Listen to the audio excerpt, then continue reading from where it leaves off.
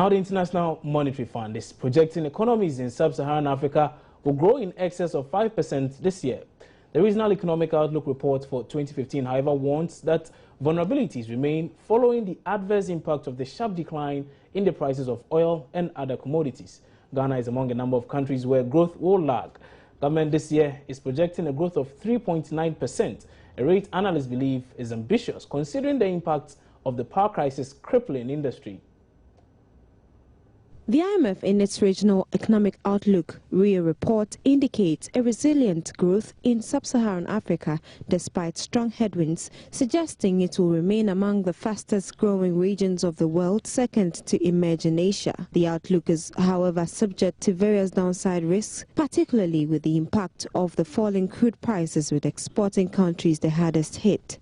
It also highlights countries like Ghana, depending on external financing to cover large deficits, are also vulnerable to a steep increase in their financing costs. But the IMF says the region still has huge growth potential. Certainly a larger working age population for Sub-Saharan Africa, lower dependency ratio, opportunities to see an increase in savings in particular, and how that is leveraged and how that can feed into supporting the major investment effort that is needed to accelerate growth and to make it sustainable. Those are the questions that we found particularly interesting to look at in light of the concern policymakers had about how to sustain the growth that they've experienced. They are also asking the region to deepen trade integration to increase productivity and create jobs. Global experience shows that indeed for developing and emerging economies, a rising integration in global value chain is associated with rising income over time. The region has yet to join the global momentum and take advantage of global value chain to lift productivity and create jobs. In fact, bringing the quality of infrastructure of the region to the average level observed elsewhere in the world would help enhance the region's trade by as much as 40%. Government acknowledges the volatilities could slow down the country's growth and maintains measures are being instituted to withstand the shocks. As much as a lot of what has gone on in the last 2 years is attributed to policy failures and performance, there is also the issue of trade shock, which the country went through, which is often not highlighted. At the time, we were facing disruptions in supply of gas from the West African gas pipeline, which also comes to the question of efficiency of regional, projects, which can bring you down from a very sharp growth, of 11.9% or 7% to 3% within a very short period.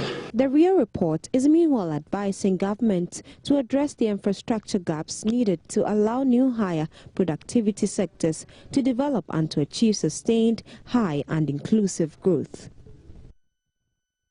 Meanwhile, the Executive Secretary of the Center for Economic Policy Analysis, Dr. Joabi, says the projected growth by the IMF may not translate into job creation as government continues to rely primarily on the exploitation of natural resources and not productive sectors of the economy that create jobs. He believes the report clearly calls for leadership to set up and come up with pragmatic solutions to the grave unemployment situation which is crippling development in the region despite growth. We are not generating enough jobs in our countries. The recent development in South Africa points to the same thing. Stories about Africans dying on the desert or on the Mediterranean Sea will also point to the same thing. We are not generating enough jobs.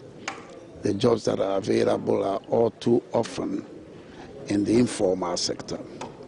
Our governments keep running large budget deficits, which make them take too much of the available credit. If you add to that, in our specific situation, you've also got a critical supply side problem, which Ghanaians talk about as doomsday. So there are veiled warnings. We shouldn't be taking things for granted. Africa will grow, but unfortunately, too much of that growth is from exploiting natural resources. We've got to have the type of growth that is not so capital intensive, that will generate jobs. For me, the warnings are that Africa must look at the issues and come up with solutions that will be answers rather than copy and paste approaches of the past. Outside institutions can only compare us with others and what they are doing. What lessons we learn from those countries and comparisons to come home to our own country will be what will be important for Africa's future. Organized Labour is holding a seminar on the current energy crisis. My colleague Latif Idris is at the meeting and joins me on phone. Latif, what is happening where you are now? Yeah, there is no doubt that the current energy crisis has impacted negatively on businesses across the country. So in their bid to sort of find solutions to this challenge, Organized Labour is today organizing a symposium to look at ways of fixing the situation. Now, we have the General Secretary of TUC who just finished speaking on the program, and he made mention of the fact that the current energy situation has caused loss of jobs. Lots of people have lost their jobs as a result of the doomsday. And he also mentioned that government has not been honest with the people of Ghana as far as the real challenge is concerned, and that he wants government to open up more and tell the people exactly what the situation is, and so that we can find permanent solutions to the challenge. Now, speaking on the program is Dr. Charles Wekugobe, who is the Chief Policy Analyst. And he's also mentioned serious situations here. He said that the emergency has taken too long. If we say we are in an emergency, he expected the government to fix the situation within the shortest possible time. But then it has taken over 10 months now, and we are still saying it's an emergency. So to him, government has woefully failed the people. And so he also expects that government should be proactive to find lasting solutions to the current energy situation. Otherwise, very soon we are going to have 6 hours on, 30 hours off. That is his projection. He says that if we are unable to settle our differences with Nigeria and we get Nigeria cutting off its gas supply to Ghana, then we're going to have 6 hours on, 30 hours off to do so. I see. So from what I gather from what you're saying, it seems the power situation, according to the speakers, is not getting any better. The situation is actually deteriorating. Is that the import of what you're saying? Can you repeat that again?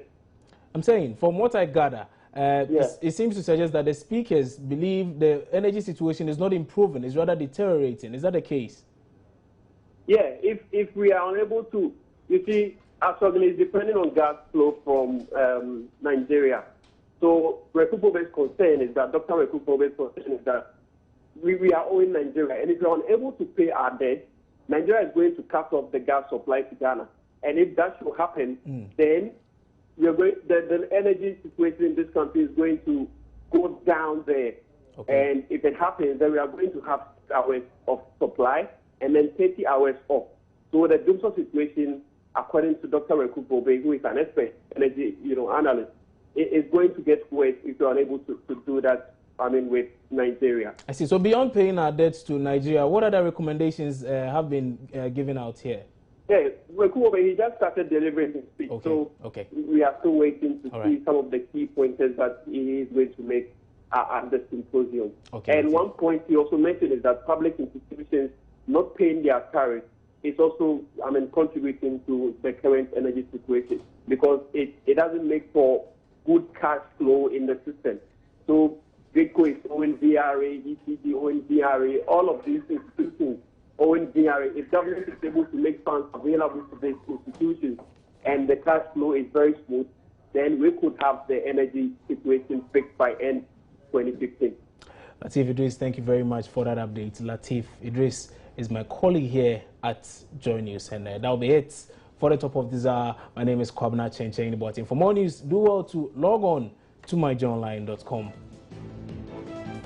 Have a good morning.